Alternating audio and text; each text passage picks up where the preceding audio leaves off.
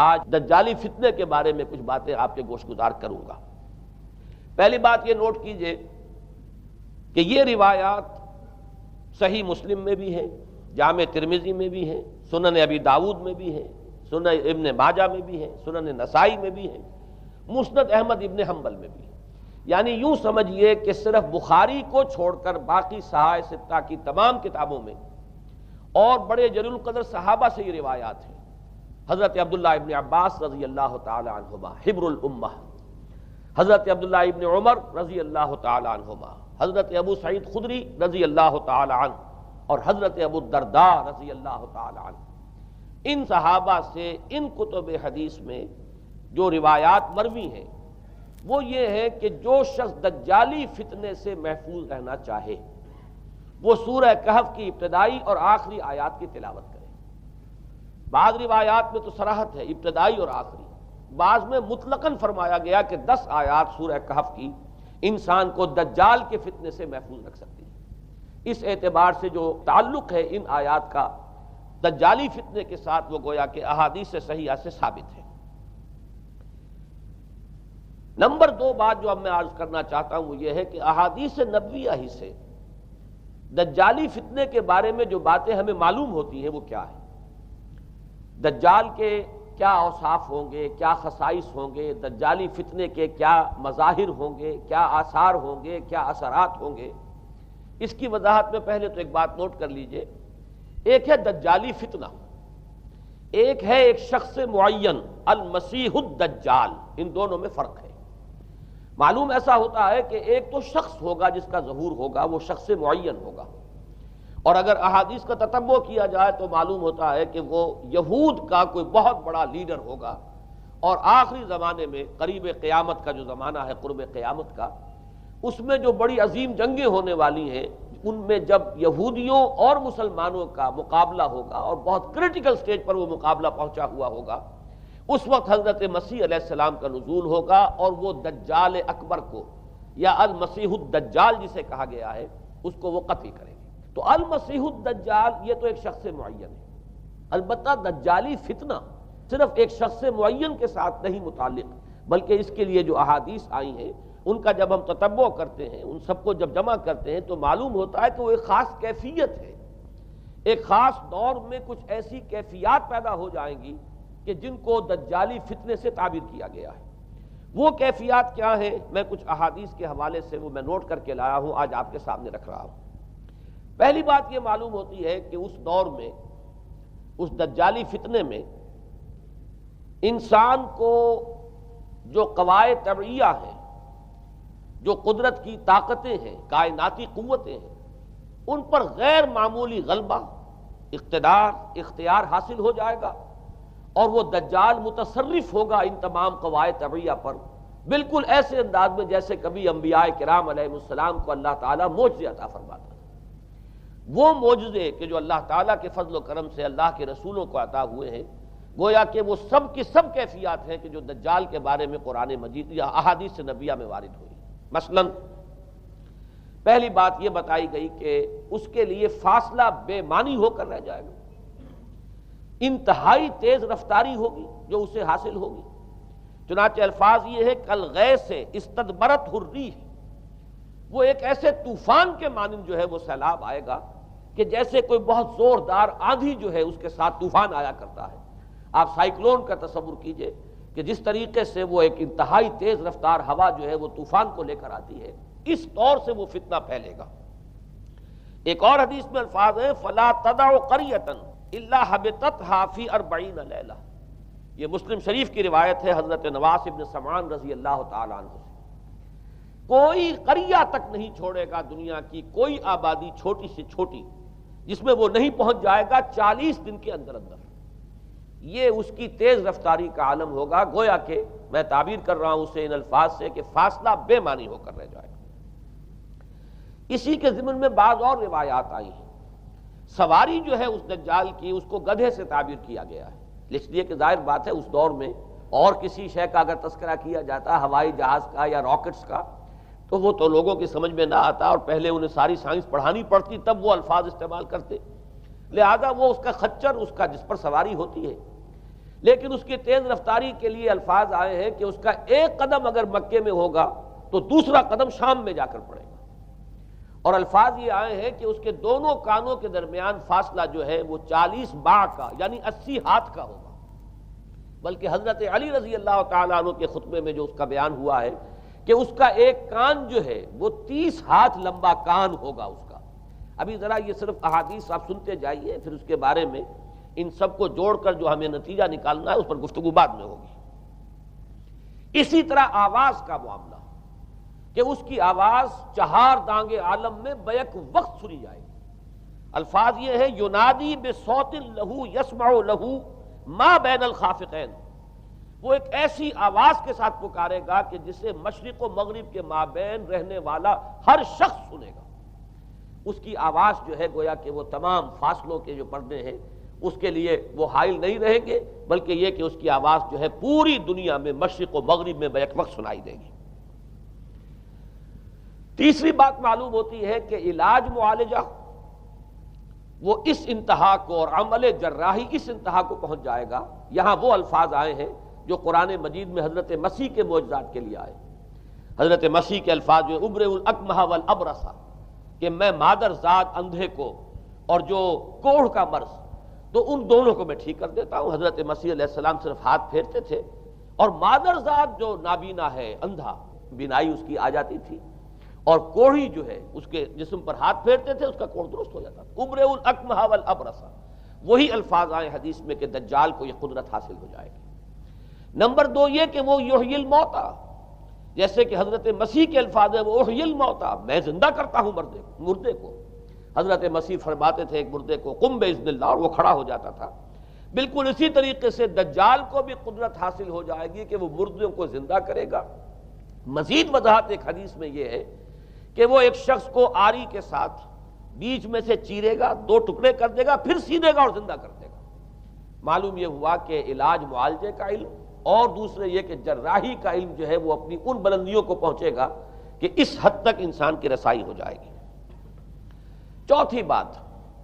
اس کو زمین اور فضا پر اس قدر غلبہ حاصل ہو جائے گا۔ الفاظ یہ حدیث کے یامر السماء فتمطر، وہ آسمان کو حکم دے گا بارش برسا اور وہ بارش برسائے گا۔ والارض فتنبت، اور زمین کو حکم دے گا کہ فصلیں اگا اور وہ اگائے گی۔ وَيَمُرُّ بِالْخَرْبَةِ فَيَقُولُ لَهَا اُخْرُجِي كُنُوزَكَ، اور وہ کسی ویرانے پر سے گزرے گا اور اسے حکم دے گا، ویران چٹیل میدان، اور حکم دے گا کہ اپنے خزانے نکال، اور فرمایا اس کا نتیجہ یہ نکلے گا فَتَتَّبِعُهُ كُنُوزُهَا، تو اس زمین کے جو خزانے ہیں وہ نکل کے اس کے ساتھ چلنے شروع ہو جائیں گے۔ زمین پر قدرت، فضا پر قدرت، بارش کا حکم ہوگا وہ بارش ہو جائے گی، آسمان بارش برسائے گا، زمین اپنے خزانے اگل دے گی۔ 5ویں بات، وَيُبْعَثُ مَعَهُ الشَّيَاطِينُ عَلَى صُورَةِ مَن مَاتَ، اس کے ساتھ کچھ ایسے شیاطین مبعوث ہوں گے کہ جو ان صورتوں کو اختیار کریں گے ان لوگوں کی جو مر چکے، من الآباء والأمہات والمعارف، جو آباء و اجداد اور مائیں اور دادیاں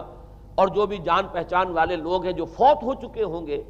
وہ ان کی صورت اختیار کریں گے۔ فَتَأْتِيَ أَحَدَهُمْ فَيَقُولُ أَلَسْتُ فُلَانًا أَلَسْتَ تَعْرِفُنِي،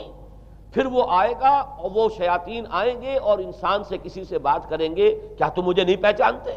کیا میں تمہارا فلاں رشتہ دار نہیں ہوں؟ اپنی نشانیاں بیان کریں گے اور لوگ پہچانیں گے۔ یہ وہ احادیث ہیں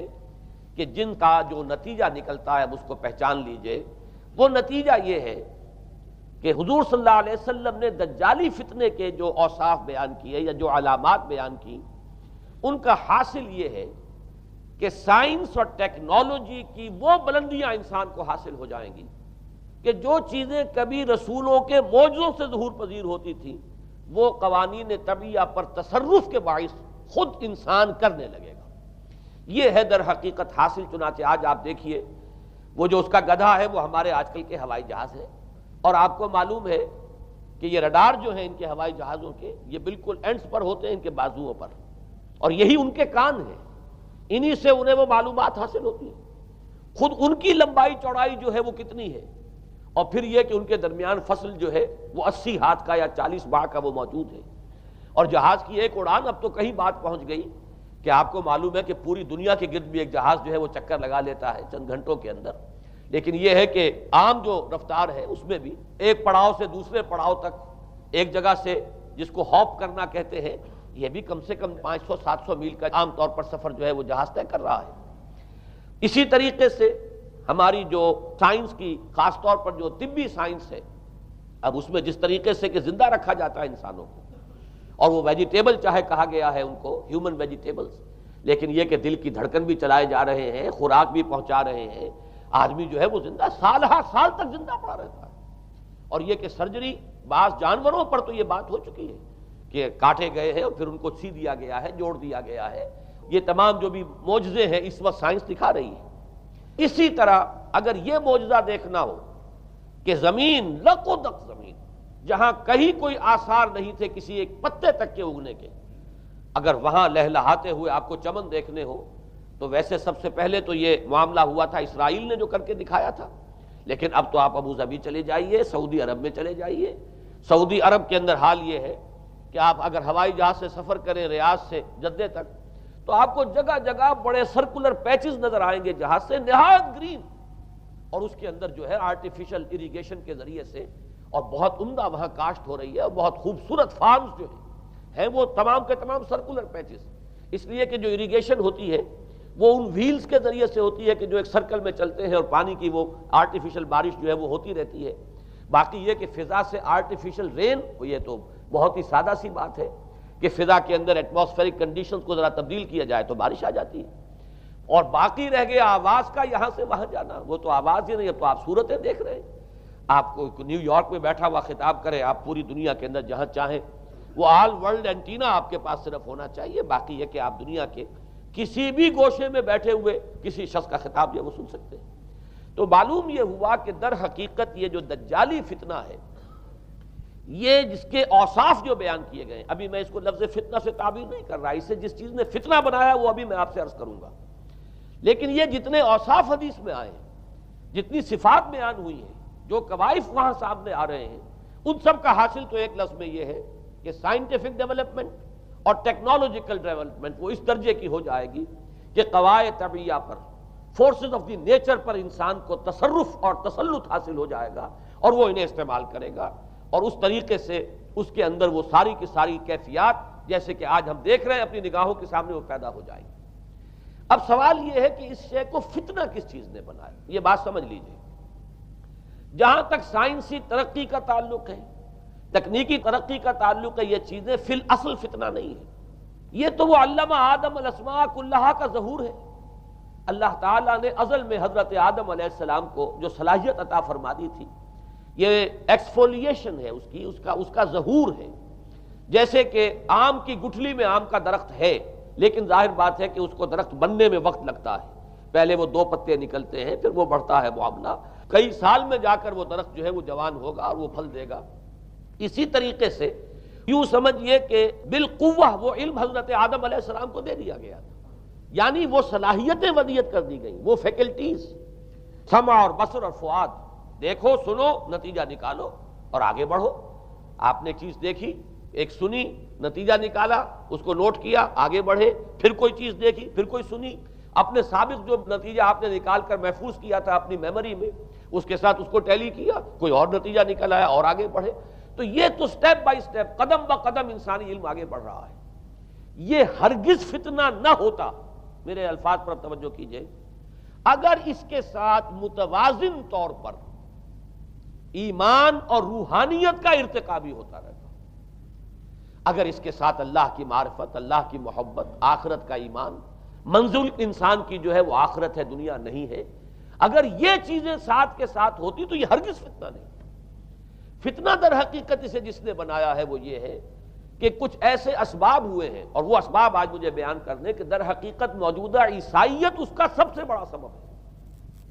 اس کے نتیجے میں ایک بہت بڑا گیپ ہے، اپالنگ گیپ ہے، بڑا مہیب خلا ہے، بڑی وسیع خلیج ہے جو حائل ہو چکی ہے کہ ایمان اور روحانیت ختم ہوتے چلے گئے، اور یہ ٹیکنیکل اور سائنٹیفک ڈیولپمنٹ بڑھتی چلی گئی۔ ان دونوں کے درمیان جو مہیب خلا پیدا ہوا ہے اس نے اسے فتنہ بنا دیا ہے، اور عظیم ترین فتنہ بنا دیا ہے۔ ورنہ اگر اس کے ساتھ ہی اللہ پر ایمان، آخرت پر ایمان، اور انسان کے اندر ایمانی کیفیات، اس کی روحانی کیفیات اگر یہ بھی برقرار رہتی، بلکہ اس کے ساتھ متوازن طور پر ان کو ترقی کرنا چاہیے تھی، تو یہ ہرگز فتنہ نہیں ہے۔ تو پہلی بات یہ سمجھ لیجئے کہ اگرچہ دجالی فتنے کے جو صفات، اس کے اوصاف، اس کی علامات، اس کے مظاہر جو بھی حدیث کے ذریعے سے ہمیں معلوم ہے، جس کا میں نے ابھی آپ کے سامنے تذکرہ کیا،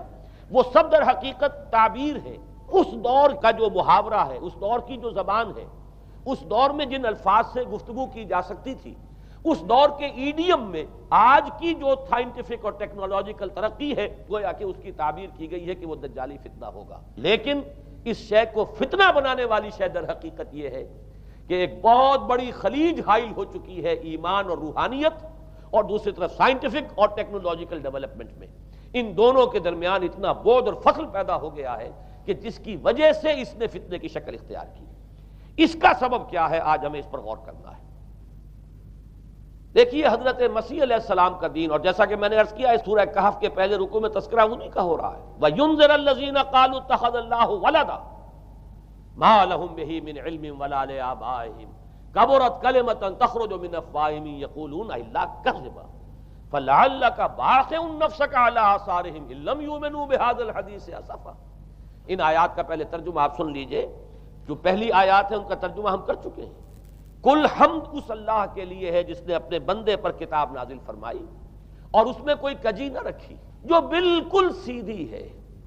اور خبردار کرتی ہے ایک ایسی بڑی عظیم اور مہیب جنگ سے کہ جو خاص اللہ کی طرف سے ہوگی، اور بشارت دیتی ہے مومنین کو جو نیک عمل کریں کہ ان کے لیے بہت بڑا اور بہت عمدہ اجر ہے۔ ماکثین فیہ ابدا، وہ اس میں رہیں گے ہمیشہ ہمیشہ۔ وَيُنذِرَ الَّذِينَ قَالُوا اتَّخَذَ اللَّهُ وَلَدًا، اب دوہرا کر بات آئی، اور تاکہ خبردار کر دے ان کو جنہوں نے یہ کہا کہ اللہ نے کسی کو اپنا بیٹا بنایا۔ مَا لَهُم بِهِ مِنْ عِلْمٍ، نہیں ہے ان کے پاس اس کے بارے میں کوئی علم،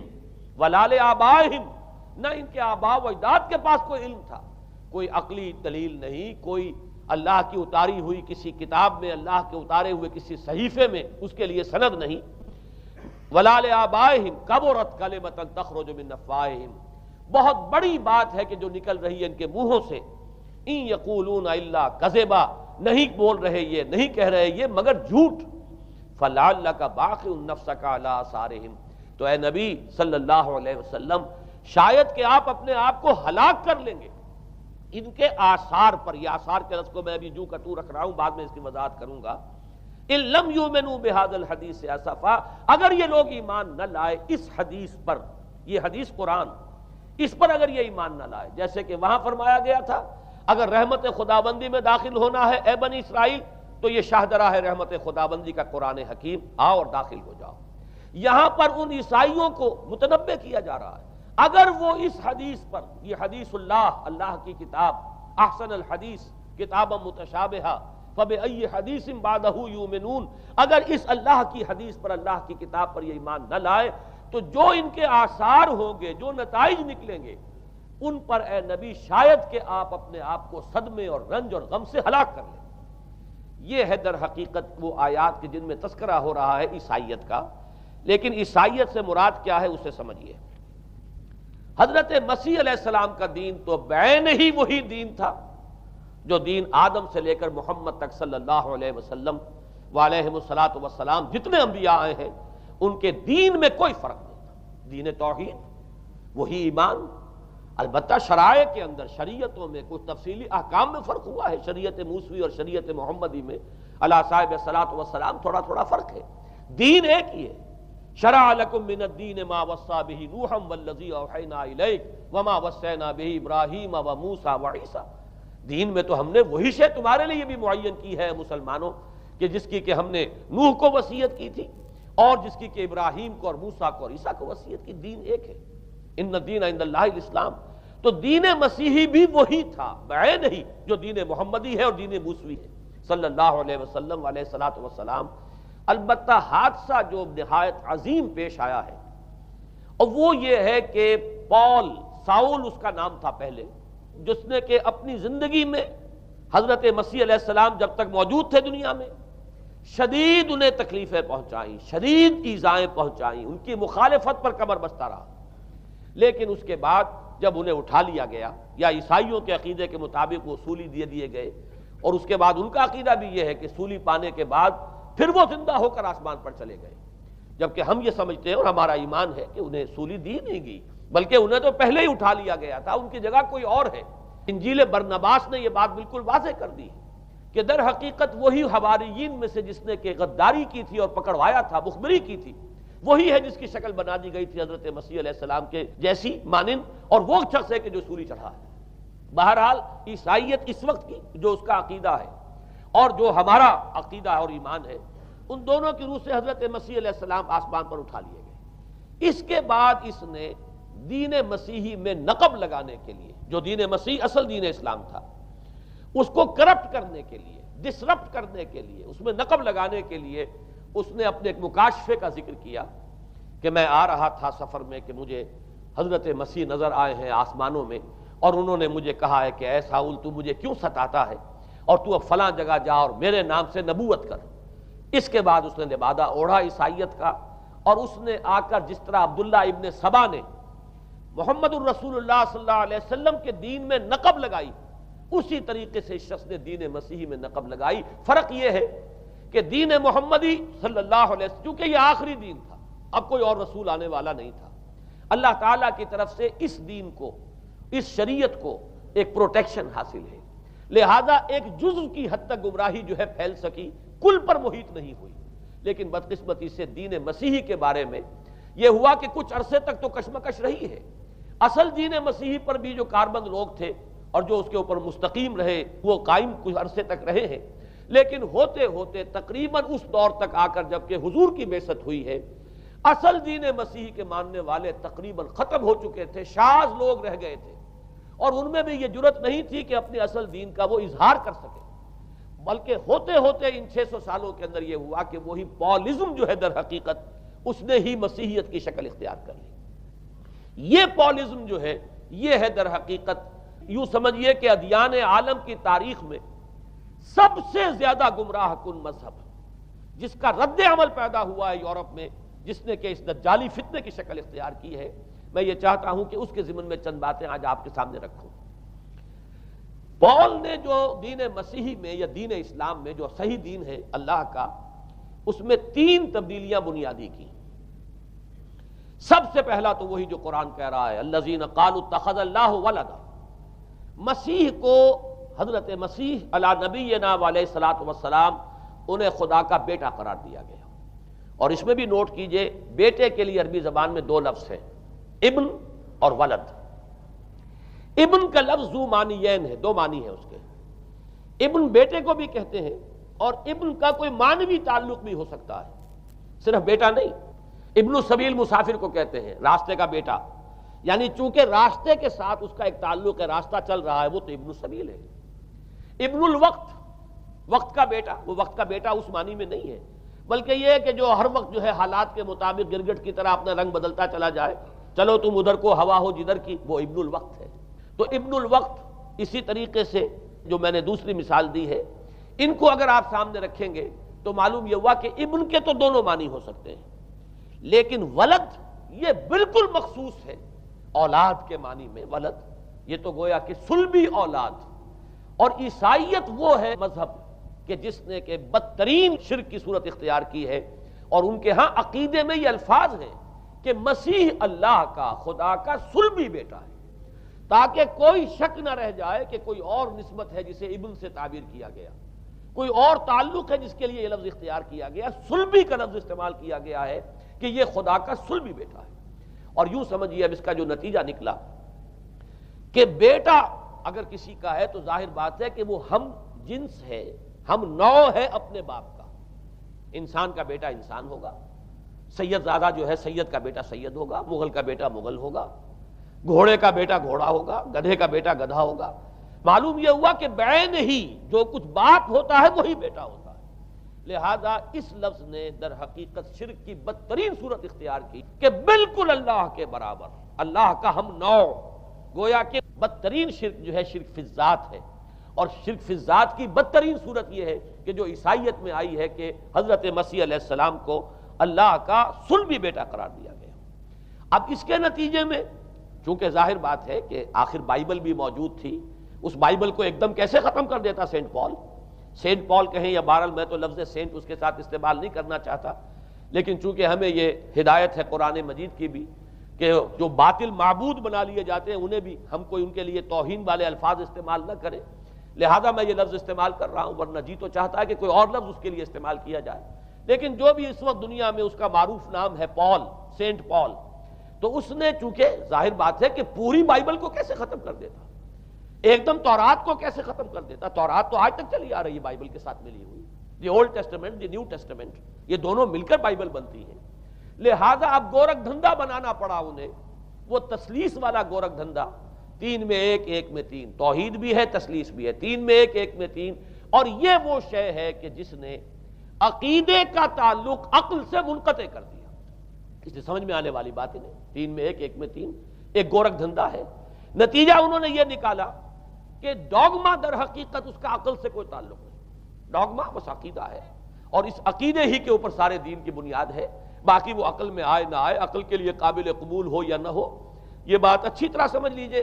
کہ اگرچہ ہمارے ہاں بھی ہم بھی یہ بات کہتے ہیں کہ بہت سے حقائق جو ہے کائنات کے وہ ایسے ہیں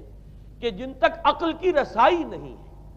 اس کے لیے ہم مجبور ہیں، محتاج ہیں وحی کی ہدایت کے، لیکن 2 چیزوں میں فرق کیجئے، ایک ہے عقل سے ماورا ہونا اور ایک ہے عقل کے خلاف ہونا، ان دونوں چیزوں میں زمین و آسمان کا فرق ہے۔ ایک وہ حقائق ہے کہ جو عقل از خود ان تک رسائی حاصل نہیں کر سکتی، لیکن جب وہ سامنے آتے ہیں تو عقل تسلیم کرتی ہے کہ ہاں یہ بات سمجھ میں آتی ہے۔ ایک وہ چیزیں ہیں کہ جن کو عقل تسلیم نہیں کرتی، تو ایک ہے مخالف عقل، ایک ہے ورائے عقل، ان دونوں میں زمین و آسمان کا فرق ہے۔ ہمارے دین میں تو عقل کو اپیل کیا گیا ہے، لعلکم تعقلون، لعلہم یعقلون، اولو الالباب الذین یعقلون۔ اب ظاہر بات ہے کہ عقل کو ہاتھو برہانکم ان کنتم صادقین، لاؤ دلیل اپنی، تو دلیل سے عقل سے اپیل کی گئی ہے۔ اور اس میں وہ رشتہ جو میں نے کئی مرتبہ بیان کیا علامہ اقبال کے اشعار کے حوالے سے کہ عقل گو آستاں سے دور نہیں، اس کی قسمت میں پر حضور نہیں، اور گزر جا عقل سے آگے کہ یہ نور چراغ راہ ہے، منزل نہیں ہے،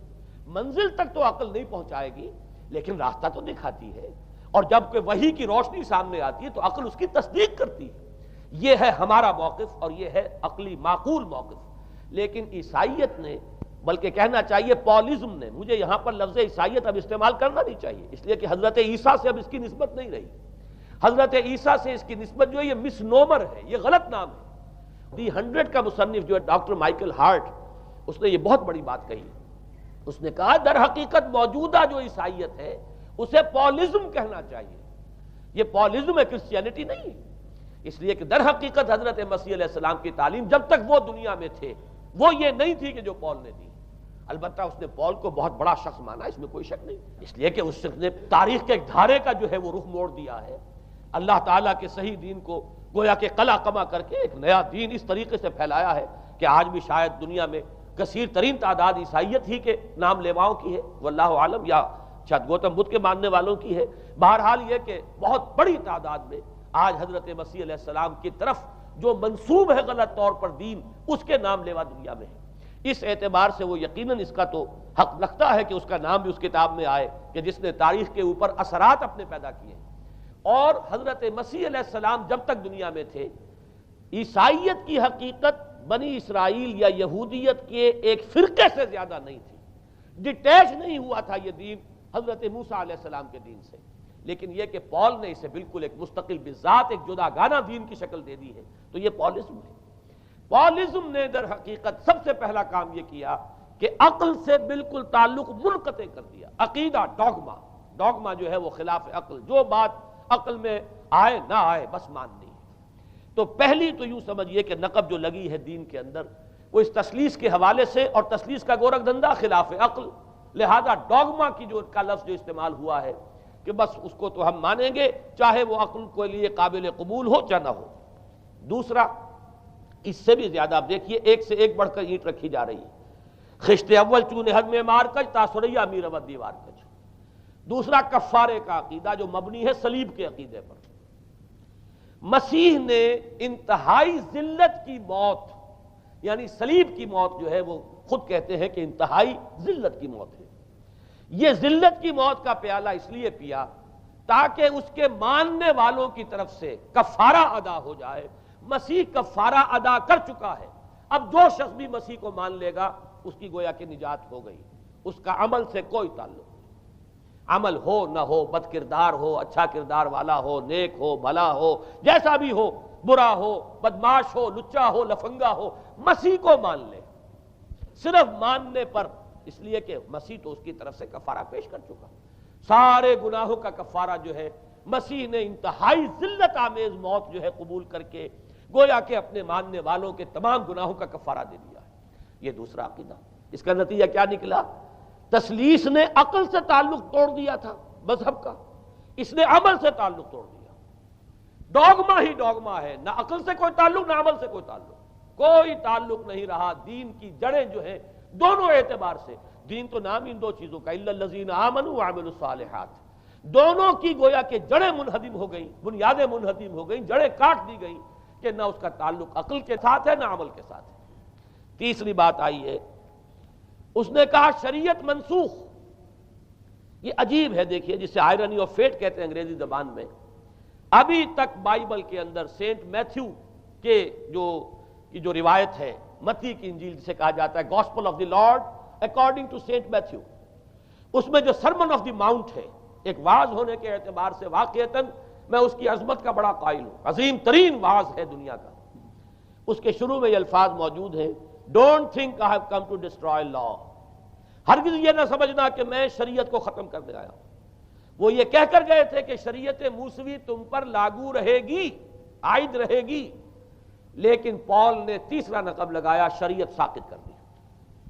اس کی ضرورت کیوں محسوس ہوئی یہ بھی سمجھ لیجئے۔ حضرت مسیح یہ کہہ کر گئے تھے کہ میں صرف بنی اسرائیل کے لیے آیا ہوں، میں اسرائیل کے گھرانے کی کھوئی ہوئی بھیڑوں کی تلاش میں آیا ہوں۔ انجیل میں یہ الفاظ آج بھی موجود ہیں۔ حضرت مسیح نے اپنے حواریین کو جب بھیجا ہے کہ اب جاؤ تبلیغ کرو میری طرف سے، اس کی ہدایتوں میں ایک ہدایت یہ بھی ہے کہ تمہیں صرف اسرائیلیوں تک تبلیغ کرنی ہے، باہر نہیں، میں صرف اسرائیلیوں کی طرف رسول بنا کر بھیجا گیا ہوں۔ یہ الفاظ بھی موجود ہیں، اگرچہ اس وقت کے انجیل میں جو الفاظ ہیں وہ تو میں سمجھتا ہوں کہ حضرت مسیح علیہ السلام کے شایان شان نہیں ہے، وہاں کوئی نہ کوئی تحریف ہوئی ہے لفظی، اس لیے کہ وہاں تشبیہ یہ دی گئی ہے کہ کوئی اپنے بچے کے حصے کی روٹی جو ہے کتے کے آگے نہیں ڈالتا۔ گویا کہ جینٹائلز جو ہیں، غیر بنی اسرائیلی، انہیں اس جملے کی روح سے انہیں کتوں سے تشبیہ دی جا رہی ہے کہ میرے پاس میرے بچوں کے حصے کی روٹی ہے، میرے بچے ہیں اسرائیلی، میری روٹی جو ہے یہ جو میرے پاس ہے وہ اسرائیلیوں کے لیے ہے، کوئی اپنے بچوں کے حصے کی روٹی کتے کو نہیں کھلاتا۔ یہ جملہ تو میں سمجھتا ہوں حضرت مسیح کا نہیں ہو سکتا، لیکن یہ ہدایت کہ تمہیں تبلیغ صرف اسرائیلیوں میں کرنی ہے، یہ قرآن مجید کی روح سے ثابت ہے۔ اس لیے کہ قرآن بھی یہ کہتا ہے کہ رسولاً الی بنی اسرائیل، حضرت مسیح علیہ السلام رسول بنا کر بھیجے گئے تھے بنی اسرائیل کی طرف، اس لیے کہ وہ یوں سمجھیے کہ جسے ہمارے ہاں عام اصطلاحات میں علماء کہا کرتے ہیں تاج و تخت ختم نبوت، وہ تاج و تخت ختم نبوت تو ابھی منتظر تھا محمد الرسول اللہ صلی اللہ علیہ وسلم کی آمد کا، کہ وہی آئیں گے تو انہی کی بعثت ہوگی پوری نوع انسانی کی طرف۔ آپ سے پہلے کسی رسول کی بعثت پوری نوع انسانی کی طرف نہیں ہوئی بشمول حضرت مسیح علیہ السلام۔ ہر جو ہے رسول جو آیا ہے آپ سے پہلے اپنی اپنی قوموں کی طرف آیا ہے، لیکن اس پال نے کیا کیا؟ پہلے تو یہ اصول توڑا، ہم اس دین مسیحی کی یا جو پالزم ہے اس کی اب تبلیغ کریں گے غیر اسرائیلیوں میں بھی۔ وہاں انہیں دقت پیش آئی، شریعت موسوی بڑی بھاری شریعت ہے، اب وہ بھاری شریعت جو ہے اس کو قبول کرنا تو لوگوں کے لیے آسان نہیں ہے۔ انہوں نے یہ کیا کہ یہ شریعت تم پر ساقط، شریعت کا بوجھ تم پر نہیں، برڈن آف لا یہ تمہارے لیے نہیں ہے۔ اور میں یہاں مثال دے دینا چاہتا ہوں، بین ہی تاریخ نے اپنے آپ کو دہرایا ہے۔ عبداللہ ابن سبا نے جو فتنہ شروع کیا تھا ہمارے ہاں، ہماری تاریخ میں جو اس کے اثرات پھر پیدا ہوئے ہیں، ان میں سے ایک جو ہے وہ شکل وہ اسماعیلیت والی ہے، کہ اسماعیلیت نے بھی بین ہی یہی شکل اختیار کی ہے۔ ہندوستان میں آ کر جب اسماعیلی داعیوں نے جب تبلیغ کی ہے تو شریعت ساقط کر دی۔ آج آپ کو جو اسماعیلی ملیں گے ان کے ہاں کوئی شریعت نہیں ہے، کوئی نماز نہیں، مسجد ان کی ہوتی نہیں، جماعت خانہ ہوتا ہے، وہ کلب گھر ہے، آتے ہیں جمع ہوتے ہیں، کھانا کھاتے ہیں، اللہ اللہ خیر صلی اللہ کو باتیں چیتیں کرتے ہیں، ان کے اوپر شریعت ہے ہی نہیں، نہ روزہ ہے نہ نماز ہے۔ اور بین ہی وہی جو اختیارات میں ابھی آپ کو بتاؤں گا کہ جو پوپ کے ہیں وہی ان کے امام حاضر کے اختیارات ہیں۔ بہرحال تیسری نقب جو میں نے عرض کیا آپ سے وہ یہ تھی کہ شریعت منسوخ، اس کا نتیجہ کیا نکلا؟ اب دیکھیے ذرا غور کیجئے، ایک بہت بڑا خلا پیدا ہو گیا، وہ خلا کون پر کرے گا؟ شریعت کے بارے میں سارے اختیارات اب پوپ کو حاصل ہیں۔ وہ جس چیز کو چاہے حلال کر دے، جس چیز کو چاہے حرام کر دے، جس چیز کو چاہے قرار دے دے کہ یہ ممنوع ہے، جس چیز کی چاہے اجازت دے دے، اس لیے کہ اب شریعت تو رہی نہیں، خلا ہے، اس میں سوالات تو پیدا ہوں گے، یہ کام کیا جائے یا نہ کیا جائے، کون کرے گا؟ تو جب شریعت ختم ہوئی تو سارا اختیار پوپ کے ہاتھ میں آ گیا ہے۔ یہ میں بعد میں ذرا اور تفصیل سے بتاؤں گا کہ کیسے کیسے اختیارات پھر مذہبی طبقے کے ہاتھ میں آئے ہیں۔ اس کے نتیجے میں تاریخ انسانی میں ورسٹ فارم آف تھیوکریسی پیدا ہوئی۔ تھیوکریسی کسے کہتے ہیں؟ جو آج کی اصطلاح میں گالی ہے، تھیوکریسی۔ قائد اعظم کے جملے آپ نے کئی پڑھے ہوں گے، اسلام میں کوئی تھیوکریسی نہیں ہے، مذہبی طبقے کی حکومت نہیں ہے اسلام میں، اور 100% درست